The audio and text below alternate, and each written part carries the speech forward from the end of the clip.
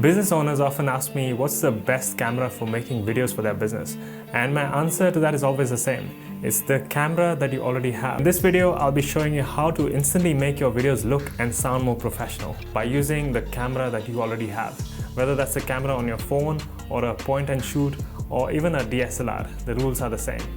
So let's get to it. There are only 3 principles you need to consider before you press the record button on your camera.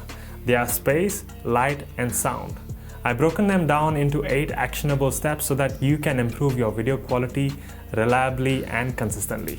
First, I'll talk about space and light. So tip number 1 is make sure that your room is well lit. Natural lighting is good enough. An easy way of doing this is by positioning yourself sideways to a window with light coming in. This adds shadow to one side of your face, giving it more depth. Otherwise, the image will look flat and boring. Number 2, standing with your back to the wall will cast weird shadows on it and even distract the viewer, so try to keep some distance. Number 3, use a tripod and hold your camera steady. If you don't have a tripod, then prop your camera up against a stack of books, for example, or something similar, and raise it so that it ends up being slightly below your eye level. This way you'll be looking slightly downward into the camera. You don't want your chin to be pointing up. This is perceived as a position of weakness. Number 4, for the sake of simplicity, ensure your phone is held horizontally. Horizontal videos can be adapted easily into vertical videos if the need arises. But it's much harder to do it the other way around. Position yourself at the center of the frame. Most cameras can show a 9 square grid overlay on top of your frame.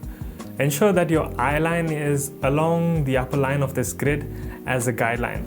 This is the most basic rule of framing a shot and is called the rule of thirds. If looking away from your camera, such as in an interview, then have some space in front of your eyes while framing. Now that we've talked about space and light, the next topic is sound. People often forget that video is 50% audio. In fact, studies have shown that viewers are much more likely to disengage from a video with poor sound quality and good picture. But they will still watch a video that has good sound and poor picture. So tip number 5 is to film in a quiet environment.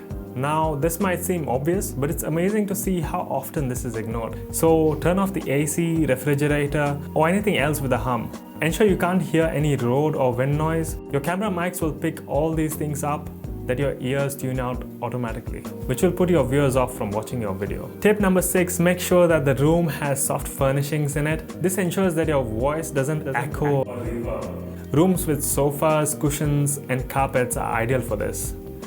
Tip number 7, this is optional, but I highly recommend plugging in an external mic into your phone. The cheapest way of doing this is by buying a mic off eBay based on your budget.